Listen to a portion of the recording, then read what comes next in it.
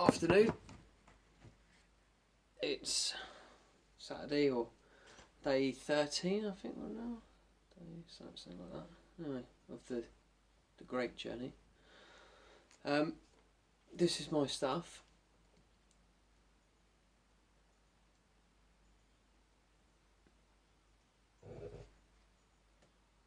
So that's all my personal details, which I can't show you. That tastes very nice though. Anyway, that feeds in through that line there, straight into the chest down here. I've didn't go to sleep again till 3:30 this morning. Sorry, 5:30, because they've tripled up on my steroids. So yesterday I got up about 8, 9 o'clock. I think I woke up. No, I woke up at 6:30. And I got up, mooched about, had breakfast and that. Then left in the morning to pop in and see my the guy. I started a job before this. I did was training to be a manager of a BP store, and the guy who was training under, Dan Brooker, actually, I don't know if he might be still following this. Really lovely bloke, actually. Definitely got to give a shout out. So it was really nice seeing him yesterday. He popped in, said hello, and I mean they've just been so supportive, you know, especially considering I was there a handful of weeks, and it's like, you know, it really sort of shines a really good light on a company when I think they do that. They're just, you know, wholeheartedly supported. Really great. I mean, they really don't know what's going to happen with me. I don't know what's going to happen with me. So, for them to sort of, you know, do that is quite, especially because I was still in probation. They don't have to keep me. So, you know, I sort of think that's a really good show of sort of positive company conglomerate management there. You know, really good. It's ideal, really. I mean, I'm very privileged. I know I moan a lot, especially about the people on wards and things like this, you know, these crazy old nutters that I see every time I go into hospital. Yesterday was alright, my little crew I was in there with, they were okay. I was the youngest person there by about 75 years, so it was a little bit strange. So I've sort of probably got a bit more of a different sort of attitude, a bit more of a different beat on life, and you know, they're all in there. Some of them are like, you know, 68, 69, 70 plus. And yeah, I felt different. You know, I was like, oh Christ, you know, I'm quite young here. But I mean, really, it's just been a privilege. I mean, you know, my dad's still over this weekend. He wanted to come over for the first lot of chemo, and he came over yesterday with my stepmum Sue, which was very nice. They popped in, just saw. He did look a bit apprehensive, I think. You know, I was a little bit apprehensive. Neither one of us knew how I was going to react. I've had no reaction to it, you know, at all. Absolutely fine. Maybe the world's mildest headache, if you can even call it, if you can even classify it as a headache. And yeah, you know, but obviously with him being in Spain, I think it's quite difficult because with a lot of my family that are here, they can literally, if they want to see me or if anything goes down, they can be there in 20 minutes, half an hour. Whereas obviously he doesn't have that same option being in Spain. He has to book a flight, get on a flight. I mean, even if he did it with the greatest will in the world and all the wealth, he's still taking 3 or 4 hours, you know, and a lot can happen in those 3 or 4 hours, which I think may be something that's playing on his mind. So don't worry about that, Dad, because, you know, at the moment, I think, oh shit, that's empty. I think where it is at the moment, we'll know long before anything like that's going to happen, so you'll be able to get back over. But yeah, so they're over. I've isolated myself yesterday and today. Vicky's just popped up to drop in some stuff for me to eat, because I've only been awake a little while, and I'm feeling tired, but I also at the same time I quite like this tiredness that it gives you. It's very mellow, very chilled out. It's like, you know, just put my head down for a bit, sleep for an hour and a half, wake up, stay awake for a couple of hours, go back. You know, it's pretty good. I've got nothing that I have to be up for in the morning. which comes back to sort of like the privilege thing, really. I mean, you know, I haven't got work, which is awesome. If you can get out of working, I'd highly recommend it, because it is the best feeling in the world.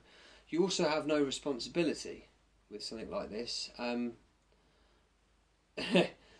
Probably shouldn't really be saying this, but like, I mean, I feel like I could commit a crime and the consequences wouldn't matter. You know, obviously I'm not going to, because the last thing I want is a court case as well as a fight with cancer. But I mean, you know, you just have like no responsibility. Just like everyone just sort of steps in and takes over, especially like, you know, Vicky, and I've mentioned her a few times in previous logs and that. She's sort of my guardian, really. She's not a partner or a girlfriend or a wife. She's a fucking guardian. She's looking after me. You know, she's like a little angel sent down to make sure that I'm alright. And yeah, you know, you couldn't ask for anyone more competent, more willing, more genuine, more loving to do it. And yeah, like I said today, I'm not really going to be able to do very much. So I think my dad and stepmom are having my brother's kids over, which will be nice for them. It'd be nice use of their time. I guess it's you know, it has to be, because otherwise they'd be over here and they might just be sort of sitting there doing sweet FA. So, you know, it's quite good that they can do that and use a bit of the time for positive means. And then they're back, I believe, Tuesday. So we'll try and pop over. Well, we'll pop over Monday night, I'm sure. I don't foresee this getting any worse, so that should be good. Pop over Monday night. Probably have a nice maybe go out for something to eat, or maybe even a bit earlier, maybe early afternoon. I'll chat to them about it anyway the next day or two, and then they go back Tuesday. So yeah, that's pretty much what's happened. Not a great deal this week, really. It's been a pretty mellow one. I've been enjoying my obscenely large television, which is just massive. I mean, it's ridiculous. It doesn't fit in the room. It's mostly television. This room is mostly TV. And yeah, just watching the occasional show on Netflix. That's it, really. Yeah, it's just a waiting game now, which is quite right with me. Time's also going really quite slow, which is brilliant, because sometimes it goes really quick. Sometimes it's a Friday and you think, Christ, I swear it was only Monday yesterday. But a lot of the time it's like it just plods on hour by hour, and you know, I don't feel that I'm wasting any of my time. I'm enjoying every minute of every day, which is I think a big part of the whole process now. You know, if the worst comes to the worst, I'm not going to have any regrets on the deathbed. You know, that's if the worst comes to the absolute worst. Which I don't honestly believe it will come to it being that bad. I think that I'm probably going to give this thing a good run for its money. I'm not overzealously optimistic, because there's no point in me being. You know, I'm fundamentally the one that is going to bite the bullet if that happens. But the reality of it is all of the bits in between. I mean, you start the journey, you go through the journey, you fight with the cancer and whatever, but it's all about all the stuff that you do as well on top of that. I mean, I can still go out, I can still walk, I can still ride a bike, I'm going to go quad biking, I'm going to go paintballing, and you know, I'm going to do all these things. We've already started to do some things, you know, like I'm going to be going to the cinema, I'm going to be going out for nice meals. I mean, I literally have the option, if I wanted right now, to get up, pick up the ball of life, right, and bugger off down the pub and have myself a steak dinner. And you know, you do get to do that in normality, but you often will have compromises. I don't compromise anymore. It's brilliant. I'm like, I'm going to do this, and people are like, yeah. You know, there's no traction, there's no friction at all. You know, and so I'm like, I'm going out for a steak. Oh, okay. You know, it's just total freedom. Like, I think when you're normal, you have like a little hook on the back of your shoe all of the time. Even when I was younger, I was like 10, 12 years ago, I was living on my own with a couple of mates. And we would just do what we wanted to do. You know, sit up all night, getting on the sauce, going out, seeing different people, doing whatever we wanted. We had absolutely no rules, no regulations, nothing applied to us apart from the law of the land, which threatened our freedom, which threatened our future. But we always had to pay our bills, you know. So I obviously had rent to pay, and food to buy, fuel to put in a bike, or video games to endorse. So I always had to have an income. I always had to have a wage. And now I don't have that, and I don't have that responsibility either, because finances are covered. You know, I mean, my parents, they're in a position where they can obviously take care of that, both Spanish and English. So, and I know for a fact I would never have to worry about saying, look, I am actually a bit short.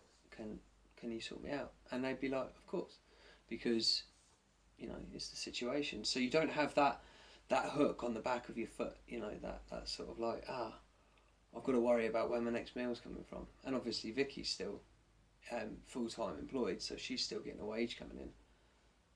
So I'm really, really privileged and really, really lucky, which is why going forward I'm going to do a few things for people that are not as privileged. So I'm going to go to Great Ormond Street, and I think it's is it the Chase or something? Yeah. Something to do with ill kids. And I'm just going to take a few grand out of, we're getting a payout. It looks like it's all coming through from the insurance company. I'm going to take a few grand, and I'm going to just, do you want a 56-inch flat screen TV and a new Blu-ray player and a selection of 30 DVDs? What do you want? And it's yours, sort of thing. You know, I'm not a cancer specialist. I don't know anything about cancer. I don't know anything about tuberculosis. I know nothing about multiple sclerosis and all these little afflictions which affect people that haven't had even as long on this earth as I have. And it's like, well, you know, maybe their parents aren't in the same position. Maybe they come from a single parent family. Maybe they come from a disabled family where both parents are struggling all the time, and you know, they don't have the privilege that I have. I'm going to go and share a little bit of that, because like I said, if everything goes swimmingly and the gods smile on me and I live till I'm 110, no one's lost out. You know what I mean? So yeah, and that's what I'm going to do. I think that'll make me feel good as well. It's quite a selfish thing, really, isn't it? Because it's like, you're going to make yourself feel really great for a day, but at the same time, it does have to have a positive impact as well. Hopefully, that will bring a bit of joy and a bit of life and a bit of light and a smile to a few other people's faces and things. Going to do things with obviously family and friends, so you know, make sure that we're all getting together, going out, having a good old laugh and things like this. But I mean, other than that, going forward from here, if this is round 1 and round 2 is, apparently round 2 on the chemo is a bit more meaty, it's a bit more substantial, buggers you up a bit more because your system's already taken a bit of a hiding. But I mean, I don't even feel, I feel like they put water in. I could be full of water, I could be orange juice for all I know. And it really wouldn't make a blind bit of difference. So the only thing is an element of a little bit of tiredness and a really mild, insignificant, virtually non-existent headache, if even that. So yeah, I mean that's pretty much it. I will drop in again tomorrow. I know it's been a bit of a long-winded one today, but I haven't done one all week, and I thought sometimes, as opposed to doing 2 or 3 minutes a day, I'll just do one sort of like maybe once, 2-3 times a week. It's a bit more, got a bit more in it, and you know, that sort of stuff. But yeah, I mean, it's all good on this front at the moment. I mean, if it carries on going like this, it's all uphill from here. Just as long as if I'm doing as well internally as I feel externally on this chemo, it's working miracles. It's doing really well.